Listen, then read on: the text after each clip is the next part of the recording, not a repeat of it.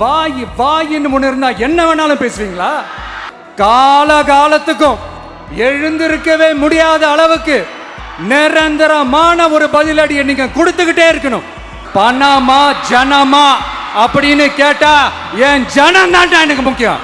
அந்த தில்லு இருக்கா, திராணி இருக்கா, ஒரு கிடையாது. பார்ட்டி ஃபண்டுன்னு சொன்னவனை எடுத்தாங்க பாருங்க ஒரு ஓட்டம். இந்த கொள்ளையை அடிச்சதுனால தான் உங்க கரூர் கம்பெனி ஓனர் ஒருத்தர் எங்க எங்க இருக்காருன்னே தெரியாம ஓடு ஓடு ஓடு ஓடு ஓடு ஓடு ஓடு ஓடு வராம் பாரு வேட்டக்காரன். என் நெஞ்சில் குடியிருக்கும்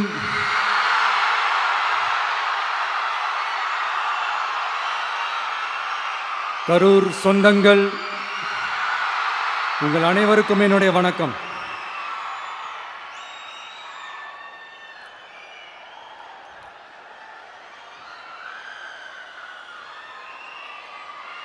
ஒரு மனுஷன் லைஃப்பில் எவ்வளோ பெரிய ஒரு உயரத்துக்கு போனாலும் மனசளவில் சில வலிகள், காயங்கள் அதை மறக்க முடியாது இல்லையா? எல்லார் லைஃப்லையும் அப்படி தான், நமக்கும் அப்படி தான். நிறையா வலிகள், காயங்கள் எல்லாத்தையும் தாண்டி தான் வந்திருக்கிறோம். ஆனால் எல்லாத்தையும் விட ரொம்ப ஜாஸ்தியான அந்த வலியும் அந்த காயமும் எனக்கு அந்த கரூர் சம்பவம் தான். மக்களை சந்திக்கணும், மக்கள் பிரச்சனைகளை எடுத்து பேசணும். அதுக்காக தான் அந்த மக்கள் சந்திப்பு பயணத்தை தொடங்கி திருச்சி, அரியலூர், நாகப்பட்டினம், திருவாரூர், நாமக்கல், கரூர் அப்படின்னு சொல்லிட்டு போயிட்டுருந்தோம். அரியலூரில் அந்த மீட்டிங் முடிச்சுட்டு பெரம்பலூர் போகிறதுக்கு முன்னாடி அந்த பெரம்பலூர் போலீஸ் எங்களை அலர்ட் பண்ணாங்க. சரிங்க, கூட்டம் கொஞ்சம் ஜாஸ்தியாக இருக்குது, லேட் ஆகிடுச்சு, வராதிங்க அப்படின்ட்டு. So we had no choice. Police சொன்னால் நம்ம அதை ஒபே பண்ணி தானே ஆகணும். அதே நேரத்தில் பெரம்பலூர் மக்களோட அந்த சேஃப்டியும் மைண்டில் எடுத்துக்கிட்டு ஒரு மன வலியோடவே திரும்ப போயிட்டோம். அதுக்கப்புறம் பெரம்பலூர் தொகுதி மக்களுக்கு மன்னிப்பும் கேட்டோம். அதே மாதிரி நாமக்கல் அந்த மீட்டிங் முடிச்சுட்டு கரூர் வரும்போது அந்த கரூர் போலீஸ் எங்களை அலர்ட் பண்ணியிருக்கலாம்ல.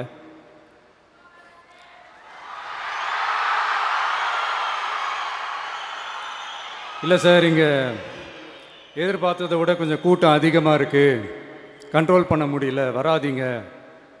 அண்ட் போலீஸ் நினச்சா அவங்க அந்த மீட்டிங்கே கேன்சல் பண்ணலாம். ஏதோ தப்பாக இருக்குது, ஏதோ தப்பாக தோணுது அப்படின்னு நினச்சிட்டாலே they have all the rights to cancel the meeting. எங்ககிட்ட கேட்கணும்லாம் ஒன்றும் அவசியமே கிடையாது. ஆனால் அதையெல்லாம் எதுவுமே செய்யாமல் அந்த ஹைவேல இருந்து அந்த ஸ்பாட்டுக்கு போலீஸே எங்களை உள்ளே கூட்டிகிட்டு விட்டு அந்த நாடகம்லாம் இருக்கு பாருங்க.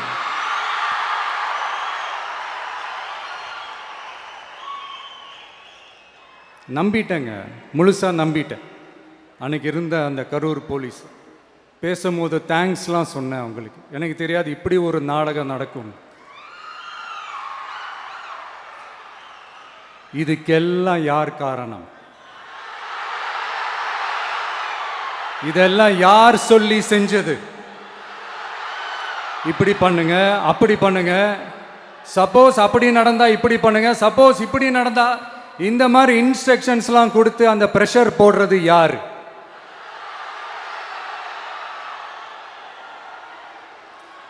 அந்த சம்பவத்தில் நம்ம யாரெல்லாம் இழந்திருக்கோம் தெரியுமா? ஒரு டிவியில் என் படமோ பாட்டோ வந்துச்சுன்னா, அம்மா விஜய் மாமா, அம்மா விஜய் மாமா அப்படின்னு சொல்லி அவங்க அம்மா கிட்ட சிரிச்சுக்கிட்டு அந்த டிவி ஸ்க்ரீனை போய் தொட்டு முத்தம் கொடுத்துக்கிட்டு என் அக்கா தங்கச்சிங்களோட தங்க பிள்ளைகளை இழந்திருக்கோம்யா.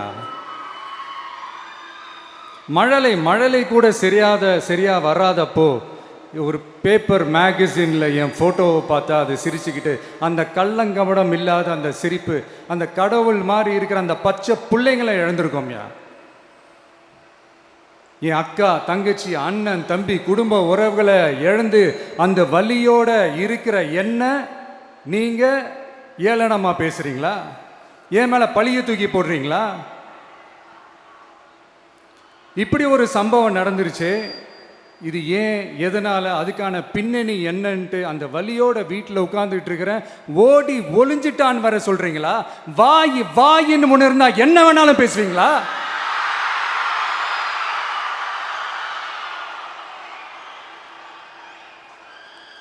மக்களே, நான் உங்களையே கேட்குறேன், அன்னைக்கு அத்தனை க்ரௌடு இருந்துச்சு, அந்த க்ரௌடுக்கு தகுந்த மாதிரி போலீஸ் பாதுகாப்பு கொடுத்தாங்களா?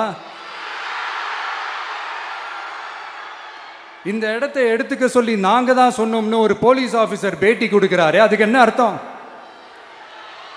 இவ்வளோ வலி, இவ்வளோ காயங்கள் கொடுத்துட்டு பழியை தூக்கி நம்ம மேல போட்டுட்டு அதுல ஒரு அரசியல் ஆதாயம் தேடுறீங்களேயா?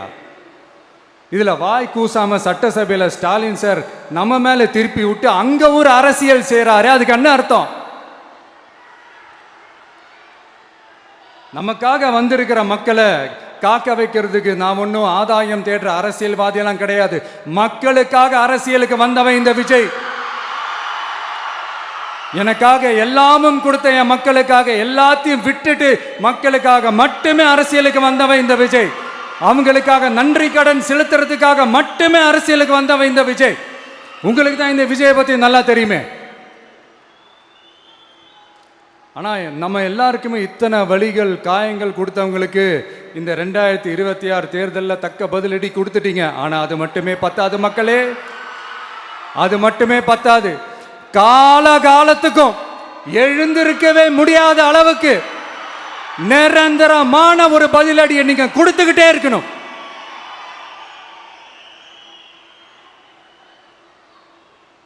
இப்படிலாம் பண்ணா நான் மக்களை விட்டு ஓடிடுவேன் நினைப்பா? யார் என்ன ஓடினாலும் நான் மக்களை விட்டு எல்லாம் ஓட மாட்டேன். அன்னைக்கும் சொன்னேன், இன்னைக்கும் சொல்றேன், நாளைக்கும் சொல்றேன், தில்லா சொல்லுவேன், கெத்தா சொல்லுவேன். பணமா ஜனமா அப்படின்னு கேட்டா என் ஜனம் தான் எனக்கு முக்கியம்.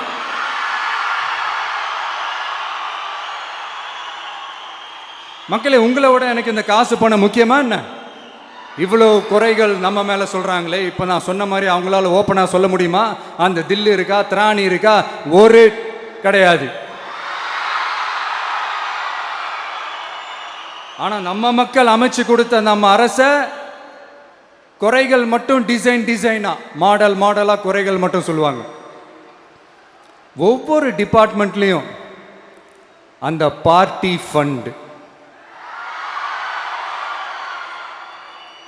அந்த கட்சி நிதின்ற பேர்ல அடிக்கிற கொள்ளையெல்லாம் இந்த தீய சக்தியா இருக்கட்டும், தீந்து போன சக்தியா இருக்கட்டும், ரெண்டு பேரும் மாறி மாறி இதே தான் செஞ்சிட்டு இருக்கிறாங்க. இதுல ஒரு ஹைலைட் காமெடி என்னன்னா, சட்டசபையில் பேசும்போது பார்ட்டி ஃபண்டுன்னு தான் சொன்னேன். அது எந்த பார்ட்டி, என்ன ஃபண்டு, யாரு, என்ன பேரு, எதுவுமே சொல்ல. பார்ட்டி ஃபண்டுன்னு சொன்னவனை எடுத்தாங்க பாருங்க ஒரு ஓட்டம். எனக்கே ஃபர்ஸ்ட் புரியல, ஏன்பா ஓடுறாங்க? அப்படி என்ன நம்ம இப்போ சொல்லிவிட்டோம்? அதான் அந்த குற்றமுள்ள நெஞ்சுக்கு தான் குறுகுறேங்கும். இது எப்படி இருக்கு தெரியுமா? எங்க அப்பா பீரோக்குள்ள இல்லை, எங்க அப்பா பீரோக்குள்ள இல்லை அப்படின்னு சொல்ற மாதிரி. ஐயோ, ஏன் கேட்குறீங்க? இவங்களோட செம்ம கூத்தா இருக்குங்க, செம்ம ஃபன்னா இருக்கு. சென்னையில் ஒரு பாலம் கட்டுறதுக்காக நார்மலாக ஆகிற செலவை விட அதிக செலவில், கிட்டத்தட்ட டபுள் மடங்கு செலவில் ஒரு டெண்டர் ஒன்று விட்டுருக்குறாங்க. அதையெல்லாம் தோண்டி எடுத்து அதெல்லாம் இப்போது கண்டுபிடிச்சி கேன்சல் பண்ணியிருக்கிறோம். இன்னும் எத்தனை கோடி ஊழல், எத்தனை லட்சம் கூடல் தோண்ட வருமோ எங்களுக்கே தெரில. ஒவ்வொரு முகமுடியாக கிழியுது. ஐயோ, இந்த விஜய் ஒவ்வொரு கதையாக எடுத்து வெளியில் விட்டுருவான் போலேன்ட்டு திரும்புகிற பக்கம்லாம் கதறல் கதறல் கதறல், காதலேருந்து ரத்தம் வராத குறை. ஆமாம், இப்படி ஊழல்லே ஊறி போனவங்க இப்படி தான் இருப்பாங்க. இந்த 50-55 நாட்களில் அங்கே செஞ்ச சில விஷயங்கள்லாம் சட்டசபையிலே எடுத்து சொன்னேன். பட் இங்கே ஒரு சில விஷயங்கள் சொல்லணும்னு நினைக்கிறேன். இந்த மின்சாரத்துறையில் இதுக்கு முன்னாடி போட முடியாமல் இருந்த அந்த பதவி உயர்வை இப்போ தான் எங்களால் போட முடிஞ்சுது. அதுக்காக ஒரு அக்கா அழுதுகிட்டே ஒரு நன்றி சொன்னாங்களே, அதெல்லாம் உங்கள் கண்ணில் படாது அந்த வீடியோலாம், குறை சொல்கிறவங்களுக்கு. அடுத்து லஞ்சம்லாம் ஒழிக்க முடியாது, ஊழல்லாம் ஒழிக்க முடியாது, அதெல்லாம் பிளட்டிலேயே ஊறி போய் இருக்கு அப்படின்னு சொன்னவங்க போய் ஒவ்வொரு கவர்மெண்ட் ஆஃபீஸாக பாருங்க, ஒரு பைசா லஞ்சம் இல்லை. ஒரு பைசா ஊழல் இல்லை. வேலையெல்லாம் சும்மா டக்கு டக்கு டக்குன்னு நடக்குது. ஒரு பெரியவர் ஒருத்தர் சொல்றாரு, தம்பி வேலையெல்லாம் நடக்குது, ஆனா அதையும் தாண்டி எங்களுக்கு மரியாதை கொடுக்குறாங்க தம்பி, உட்கார வச்சுலாம் பேசுறாங்க. இதெல்லாம் இதுக்கு முன்னாடி நடந்ததே இல்லை. அவனை போய் பாரு, இவனை போய் பாரு, இந்த ஆஃபீஸரை போய் பாருன்னு சொல்லி அலைய விடுவாங்க. இப்போ லஞ்சம் இல்லை, ஊழல் இல்லை, வேலையெல்லாம் உடனே நடக்குது. மக்கள் அப்படி ஒரு பெருமூச்சு ஒன்று விடுறாங்க. அதை பார்த்து நமக்கு அப்படி ஒரு ஹாப்பினஸ். இதுக்கு மேலே என்ன வேணும்? ஏன் இதெல்லாம் பண்ண முடியாது? மனசுன்னு ஒன்று இருந்தால் பண்ணலாம். இப்போ பண்ணல. அதே மாதிரி இந்த எல்என்டி நிறுவனத்தோட 18,600 crore 3 திட்டங்கள் அந்த ஒப்பந்தம், அந்த கையெழுத்து போட்டிருக்கிறோம். கிட்டத்தட்ட 8,200 பேருக்கு வேலை வாய்ப்பு. நான் சொல்கிறது அந்த 3 மாவட்டத்தை சேர்ந்தவங்களுக்கே அவ்வளோ வேலை வாய்ப்பு.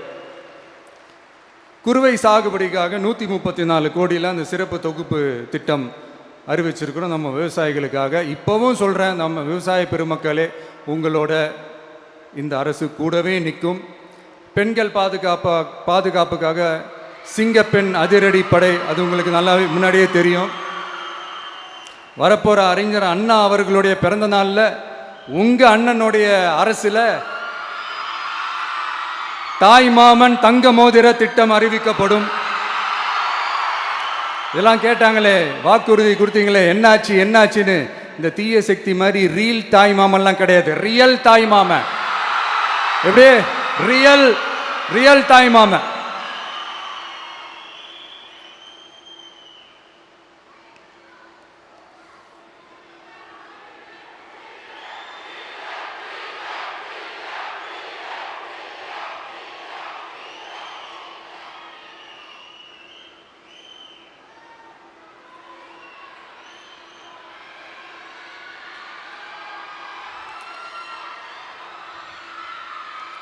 இந்த தீய சக்தியை பற்றி, அவங்க நிர்வாகத்தை பற்றி ஒரு வெள்ளை அறிக்கையை ஒன்று வெளியிட்டோம்ல, அது ஷார்ட் அண்ட் ஸ்வீட்டாக சொல்லணுன்னா, ஒரு ஓட்டை பாத்திரத்துக்குள்ளே தண்ணி ஊற்றிக்கிட்டே இருந்திருக்கிறாங்க.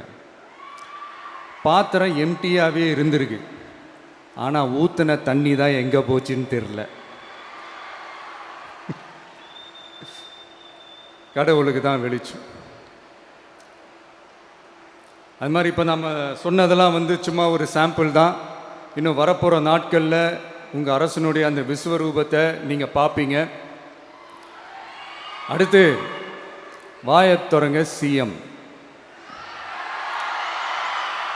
அடாடா, உங்கள் சிஎம் நெஞ்சிலேயே குத்திட்டு வந்தீங்க பாருங்க, அதெல்லாம் வேற லெவல். பேசுங்கன்றீங்க, பேசுனா எந்திரிச்சு ஓடிடுறீங்க. இனிமேல் பேச ஆரம்பிக்கிறதுக்கு முன்னாடி என்ன பண்ணணும் அப்படின்னா, ஒரு நண்பர் ஒருத்தர் சொன்னார், மாண்புமிகு பேரவைத் தலைவர் அவர்களே, எல்லா டோரையும் இழுத்து லாக் பண்ணுங்க அப்படின்னு சொல்லிட்டு தான் பேச்ச ஆரம்பிக்கணும் போல் இருக்கு. ஏன்னா பேசிட்டு இருக்கும் போதே எந்திரிச்சு ஓடிடுறாங்க.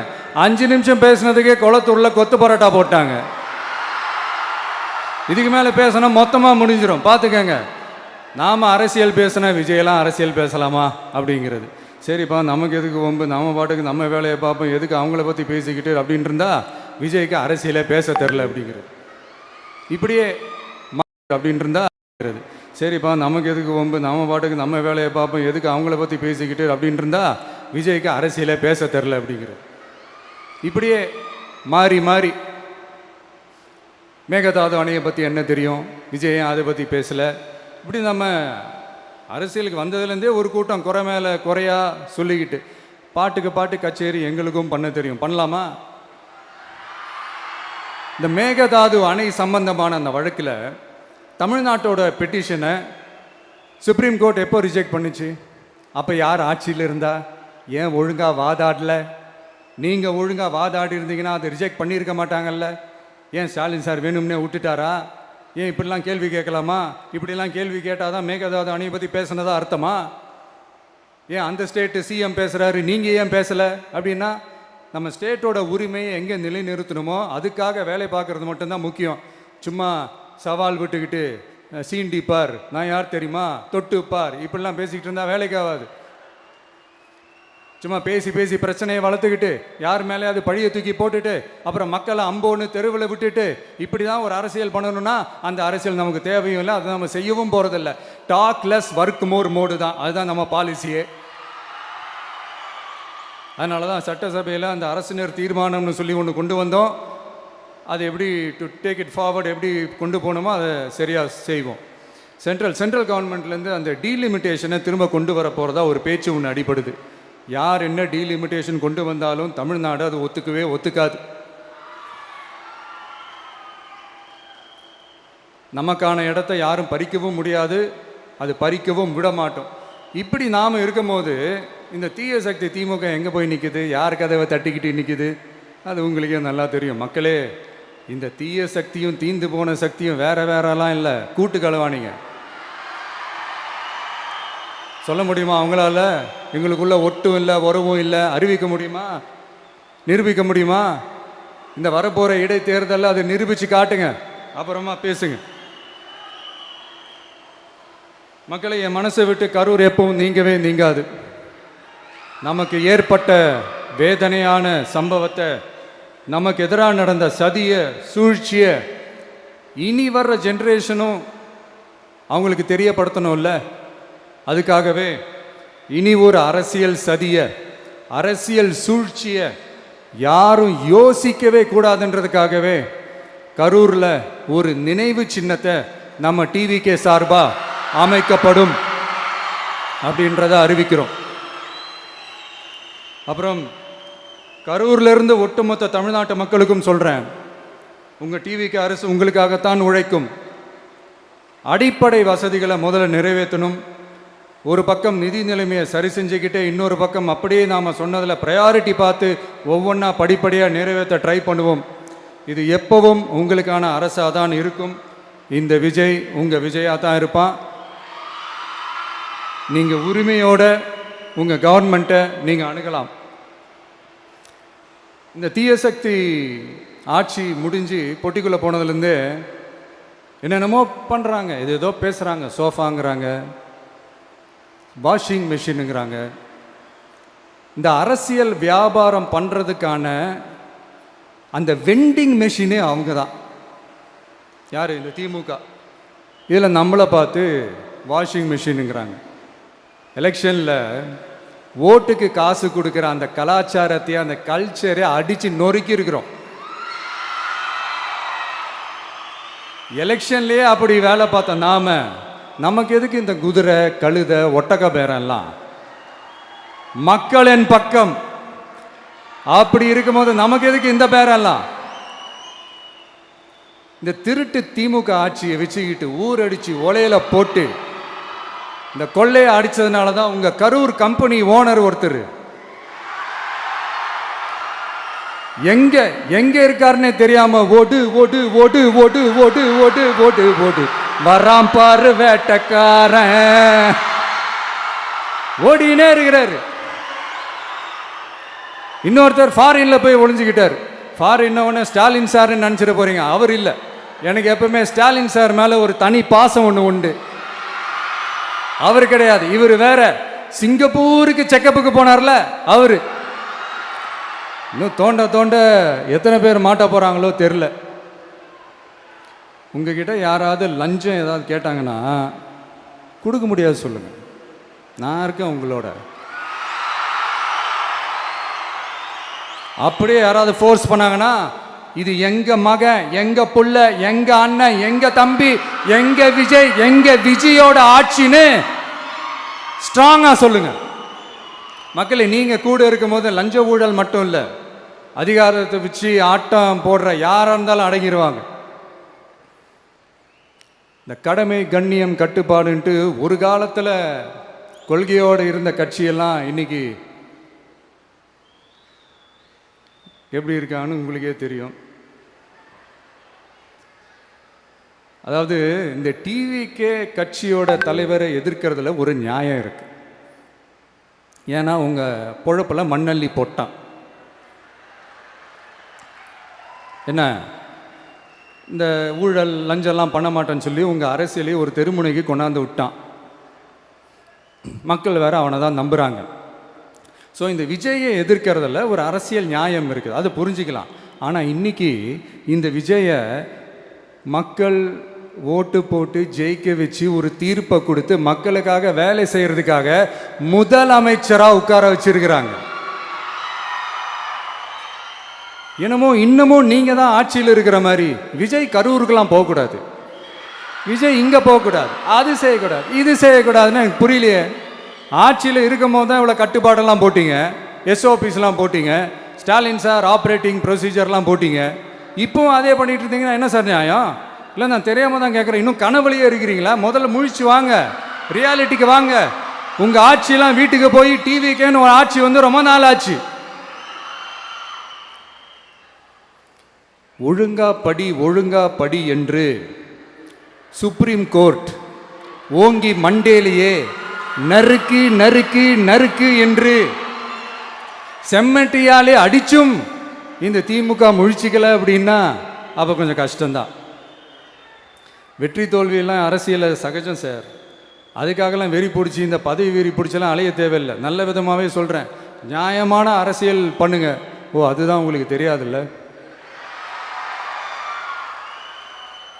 இந்த தீய சக்தி திருத்தவும் முடியாது, அவங்களா திருந்துவாங்கன்னு பார்த்தா அதுவும் நடக்க போகிறதில்ல. அதனால் வரப்போகிற இடைத்தேர்தலில் மக்களே இந்த தீய சக்தி திமுகவை நல்லா வெச்சு வெளுத்து விடுங்க. கான்ஃபிடண்டா இருங்க மக்களே, நல்லதே நடக்கும், வெற்றி நிச்சயம். மீண்டும் சந்திக்கும் வரை நன்றி, வணக்கம்.